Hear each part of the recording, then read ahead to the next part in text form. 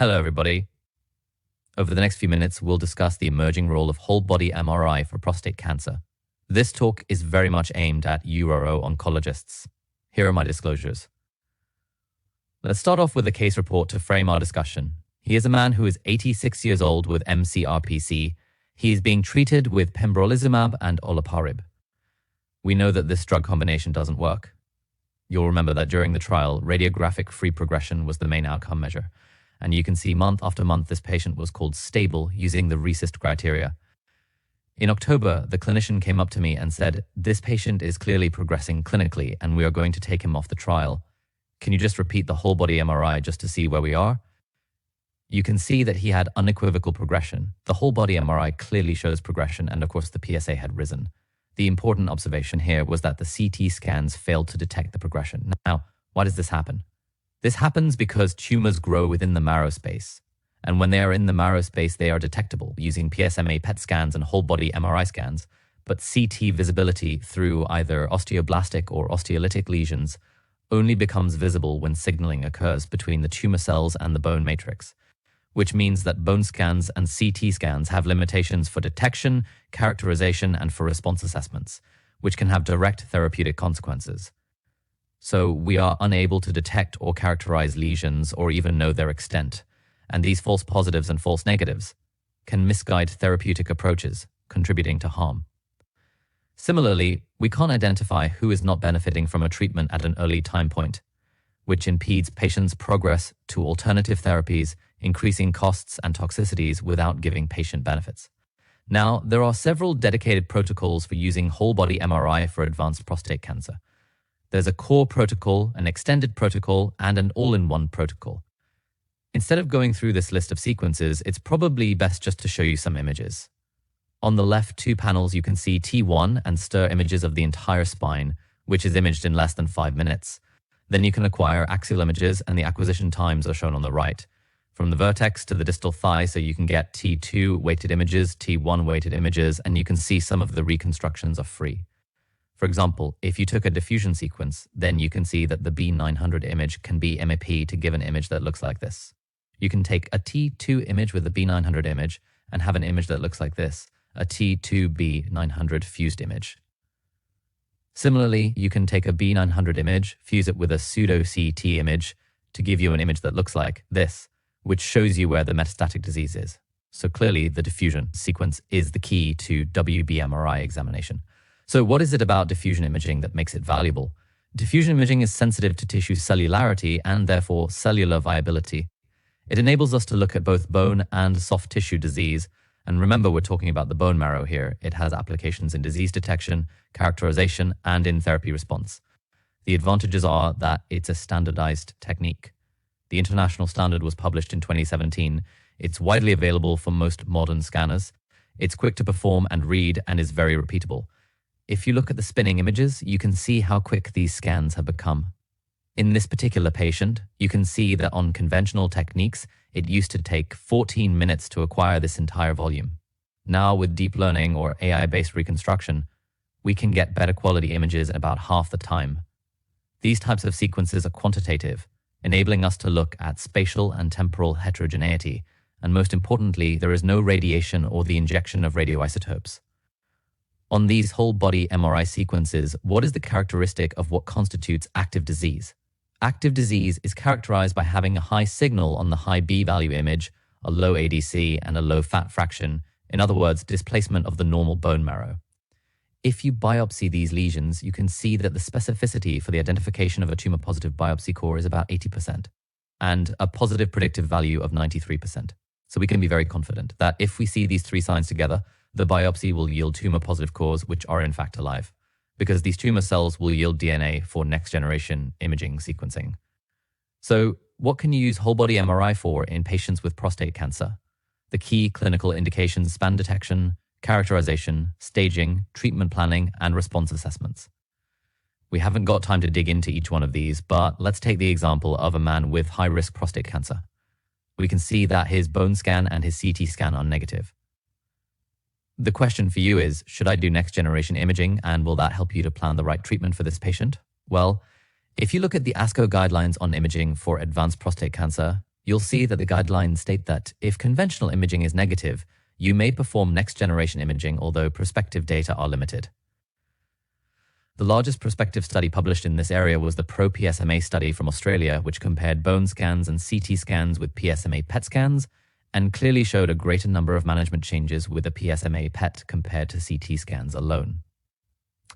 The patients included were those with unfavorable intermediate and high-risk localized disease, and in fact, management impacts are very much determined by the underlying risk for the patients. So if you have an unfavorable intermediate risk prostate cancer patient, there is a possibility of a management change that would occur in about 8% of patients. If you had a patient with very high-risk features, then the potential to change management would occur in 34% of patients if you use a PSMA-PET CT. That's why you'll find that the EAU 2024 guidelines give a strong recommendation for performing metastatic screening using PSMA-PET CT if available, and note the word "and," at least cross-sectional imaging and a bone scan also.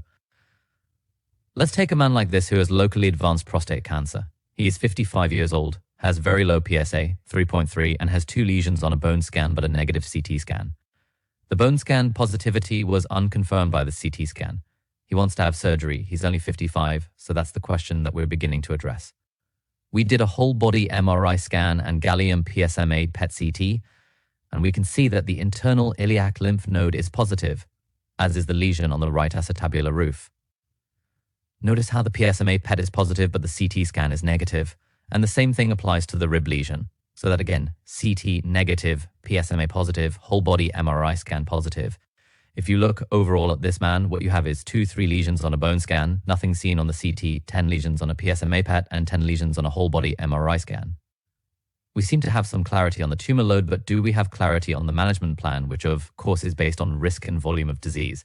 So if we look at the management plan for this man, can he have surgery? I think most of us would say, given the fact that he's got microscopic metastatic disease, that he really shouldn't have a prostatectomy. But should he have pelvic radiotherapy? I think all of us would say yes, but would you do this with radical intent or would you do this with palliative intent? It's important to remember that if you're going to change your plan, then any treatment change has to be justified to show that the prognosis of the patient would be changed. In other words, is the prognosis of CT negative and CT positive disease the same? Do we have good enough evidence to show that? In fact, the evidence for this is quite sparse. This is the only evidence that I've ever been able to find, and this was presented at ASCO in 2024. If you look at this data, you'll see that men with PSMA positivity but CT negativity had lower levels of PSA and tended to present in the synchronous setting.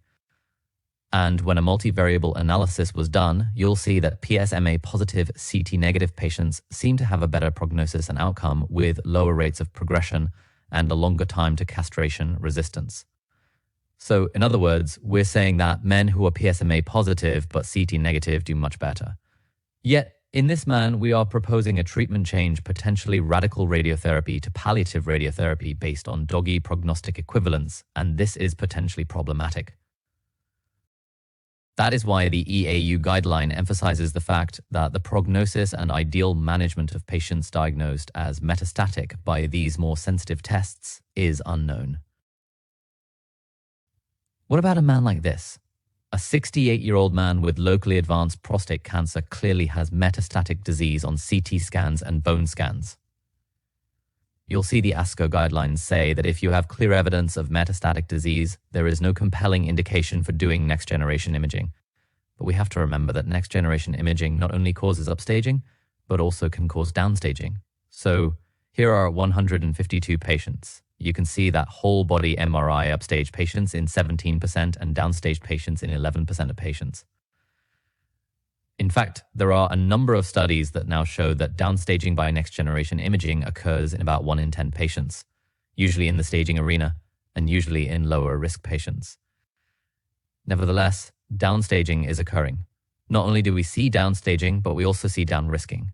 Here is a study that showed that it is possible for selected patients that downrisking occurred in about 25% of people who had equivocal bone scans and were referred to PSMA-PET for clarification.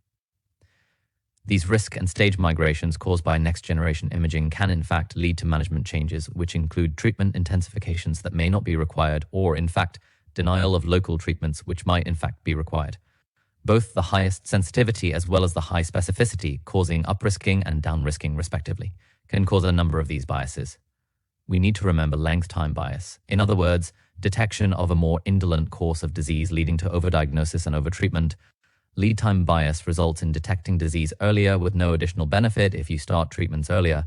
These are real problems that you will encounter if you start using next-generation imaging. Another key indication for using next-generation imaging is for the detection of oligometastatic disease, particularly if you're thinking about metastasis therapy and in the setting of biochemical recurrence. In this instance, there is no doubt that PSMA-PET is better than whole-body MRI for detecting the extent of disease. I think this is very nicely shown in this 60-year-old man who has had radiotherapy for prostate cancer but has a rising PSA, and you can see 4 lesions on the PSMA-PET. In contrast, we only prospectively identify 2 of those 4 lesions. You can see the lesions we missed, a small tumor-monitor metastasis in the left rib and a normal-sized lymph node in the right pelvic side wall. Of course, there is a potential here for undertreatment if you were going to use metastasis therapy if you had not used adjuvant ARPIS as a follow-up.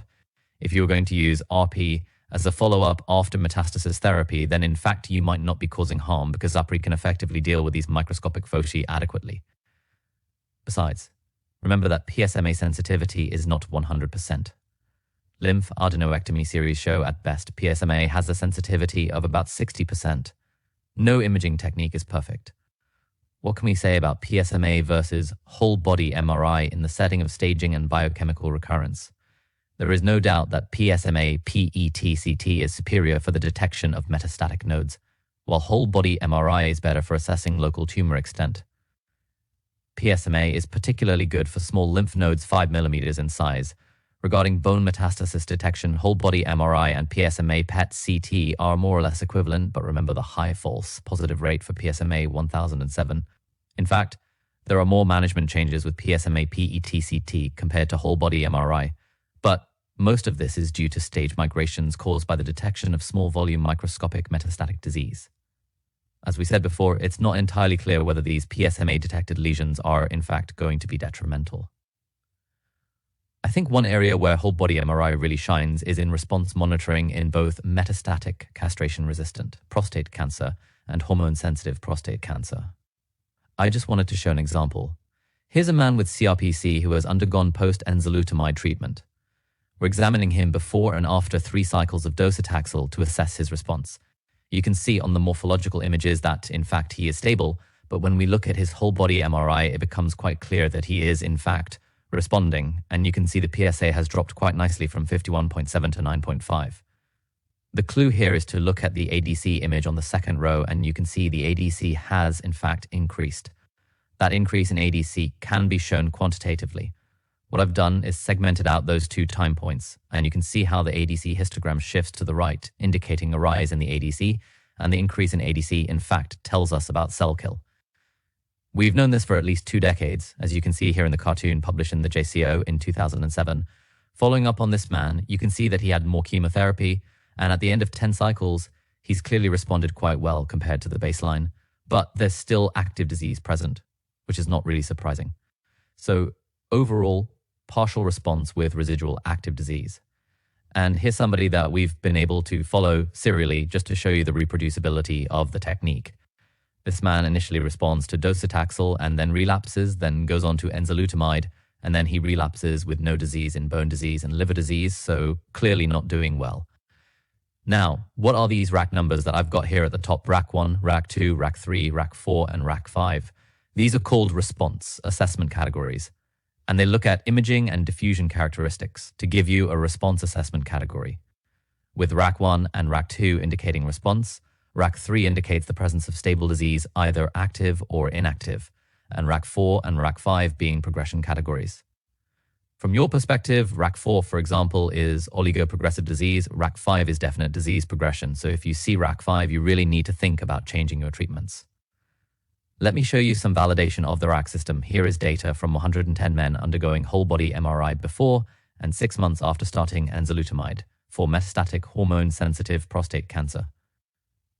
You can see on the right-hand side that the survival probability was much better if the radiologist called something RAC 1 or RAC 2, compared to when they said it was stable, or RAC 4 or RAC 5, showing the prognostic value of the radiologist's opinion as expressed through the RA system. In fact, if you compare the RAC changes to PSA changes, you see some really quite interesting things. So if you take men with hormone-sensitive prostate cancer, and if they have a deep PSA response less than 0.2, you'll see that. The majority of the times the RACs are RAC1 and RAC2, shown here in blue. In other words, they are mostly responding.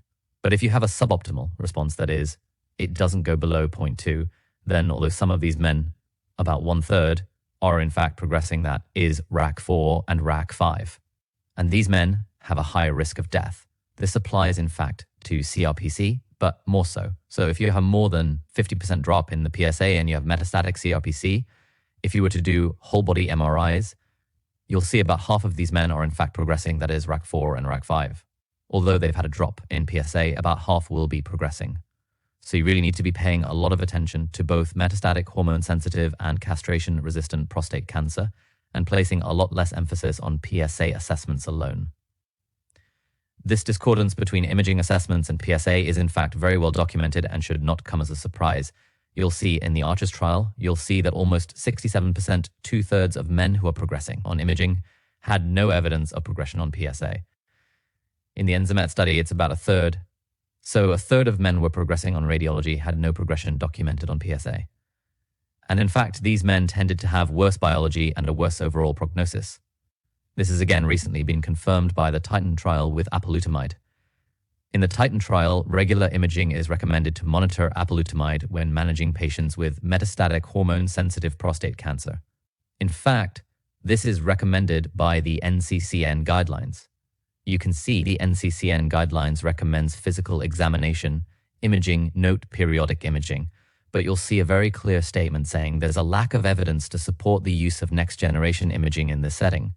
Instead, they recommend bone scans and CT scans for progression. As usual, the guidelines are behind clinical experience. So what we're saying is that the triple lock of progression, PSA changes, imaging changes, and clinical status has been broken by ARPIS, and you really need to be much more careful at monitoring patients with imaging in the modern era. So it's pretty clear that the use of next-generation imaging poses multiple challenges for urologists and uro-oncologists, primarily due to the lack of evidence to date showing improved survival with its use. As we previously discussed, there is considerable uncertainty regarding the prognosis of next-generation imaging-only detected metastatic deposits. There are multiple dilemmas in treatment, as I've illustrated on a number of occasions.